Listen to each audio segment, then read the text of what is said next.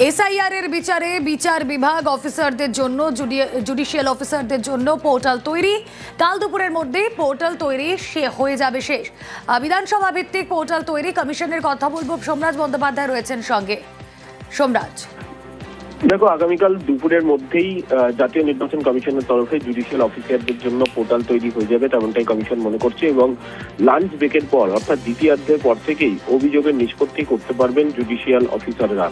যদিও এখনো পর্যন্ত কত সংখ্যক অভিযোগের নিষ্পত্তি তৈরি করতে হবে তার চূড়ান্ত তালিকা কমিশন তৈরি করতে পারেনি। আগামীকাল সকালের মধ্যেই এই তালিকা চূড়ান্ত করবে কমিশন। যদিও আজ দুপুর 12টার মধ্যে প্রধান বিচারপতির কাছে সেই তালিকা পাঠানোর কথা ছিল কমিশনের তরফে, কিন্তু এখনো পর্যন্ত সেই তালিকা তৈরি করতে না পারায় কলকাতা হাইকোর্টের প্রধান বিচারপতির কাছে সেই তালিকা এখনই পাঠাতে পারছে না কমিশন। আগামীকাল সকালের মধ্যেই সেই তালিকা পাঠিয়ে দেওয়া হবে বলে কমিশন সূত্রে খবর।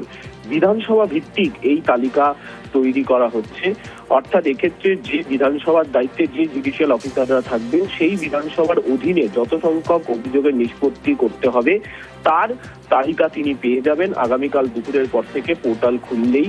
ইতিমধ্যেই পোর্টাল তৈরির কাজ জাতীয় নির্বাচন কমিশন করছে।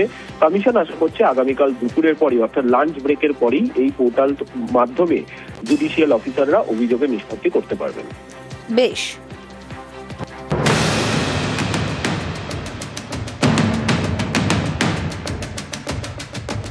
শুক্রবার সুপ্রিম নির্দেশ, শনিবার হাইকোর্টে বৈঠক, সেখানেই সিদ্ধান্ত নেওয়া হয়েছে এসআইআর এর কাজ করবেন জেলা বিচারক, অতিরিক্ত জেলা বিচারক পদমর্যাদার আধিকারিকরা, তার নিচের অফিসাররা নন। রাজ্যে প্রায় 200 জন জুডিশিয়াল অফিসার রয়েছেন। সেই সব জেলা বিচারক, অতিরিক্ত জেলা বিচারকদের কাজে নামানোর সিদ্ধান্ত নেওয়া হয়েছে। তারা রবিবার থেকে যুক্তিগ্রাহ্য তথ্য বিভ্রাটে রেইকি করবেন। সে রেইকির ফলাফল সন্ধ্যায় বিবেচনা করবেন প্রধান বিচারপতি। জেলা বিচারকদের মাথা ব্যথা মুর্শিদাবাদ। এখানে যুক্তিগ্রাহ্য তথ্য বিভ্রাটের খুঁত প্রায় 10 লক্ষ। এর মধ্যে কতজনের শুনানি করতে হবে রবিবার তার চূড়ান্ত সংখ্যা জানাবে কমিশন। এসআইআর এর কাজের সময় জেলা বিচারকদের নিরাপত্তার দিকটি দেখবেন ডিজি। শুক্রবার দেশের শীর্ষ আদালত নির্দেশ দেয় পশ্চিমবঙ্গে জুডিশিয়াল অফিসাররা যুক্তিগ্রাহ্য তথ্য বিভ্রাটের নথি সহ আনুষঙ্গিক সমস্যা যাচাই করবেন। জুডিশিয়াল অফিসারদের সিদ্ধান্তই হবে চূড়ান্ত। সেই মতো শনিবার দুপুর 2:30 নাগাদ কলকাতা হাইকোর্টে বৈঠক শুরু হয়।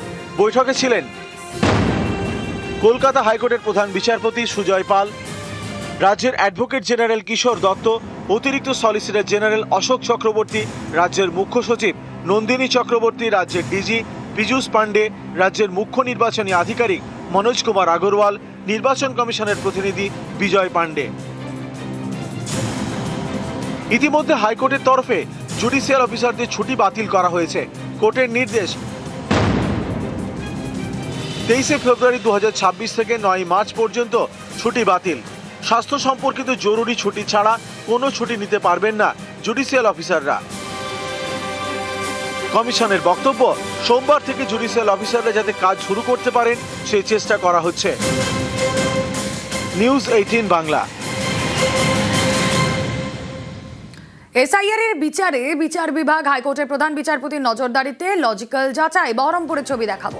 এসআইআর বৈঠকে জেলার 11 বিচারক, সার্কিট হাউসে বৈঠকে ডিএম, এডিএম, 2 পুলিশ সুপার। কথা বলবো, প্রণব রয়েছেন সঙ্গে। প্রণব, দেখো, বহরমপুরের সার্কিট হাউসে আজকে রবিবার, তাও কিন্তু জেলার 11 বিচারক এবং জেলা শাসক এবং 2 পুলিশ সুপার সহ প্রশাসনিক আধিকারিকরা দীর্ঘক্ষণ বৈঠক করেন। প্রায় ঘন্টা 2 ধরে এই বৈঠক চলে। মুর্শিদাবাদ জেলা যেহেতু সীমান্তবর্তী এলাকায় এবং এসআইআর প্রায় 18.5 লক্ষ মানুষকে কিন্তু হিয়ারিং এ ডাকা হয়েছিল এবং সেই কাজ কিন্তু এখন সম্পূর্ণ হয়নি। সেই অবস্থাতে কিন্তু বিচারকরা এবারে এই সমস্ত কাজের তদারকি করবেন, দেখভাল করবেন, তাই নিয়ে কিন্তু গুরুত্বপূর্ণ বৈঠক হয়েছে। এবং আগামীকাল তারা এসআইআর বিভিন্ন ক্যাম্পেও পরিদর্শন যাবেন বলে কিন্তু জানা গিয়েছে। এবং বহরমপুরের যেরকম ডিস্ট্রিক্ট জাজের নেতৃত্বে জঙ্গিপুর এবং লালবাগ এবং কালী, এই 3 জায়গাকার কোর্টের বিচারকরাও কিন্তু তারাও উপস্থিত ছিলেন এবং সঙ্গে 2 মুর্শিদাবাদ এবং জঙ্গিপুর জেলার পুলিশ সুপার এবং প্রশাসনিক আধিকারিকরা, জেলা শাসকরা উপস্থিত ছিলেন এবং প্রায় ঘন্টা 2 কিন্তু এই বৈঠক হয়। বেশ।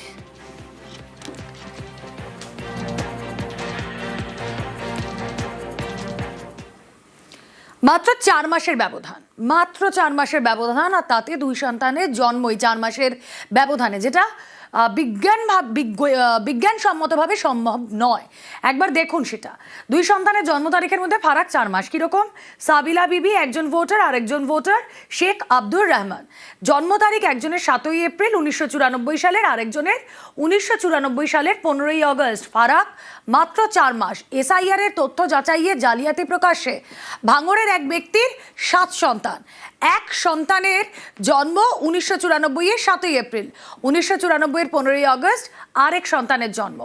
ইআরওর কাছে রিপোর্ট তলব কমিশনের।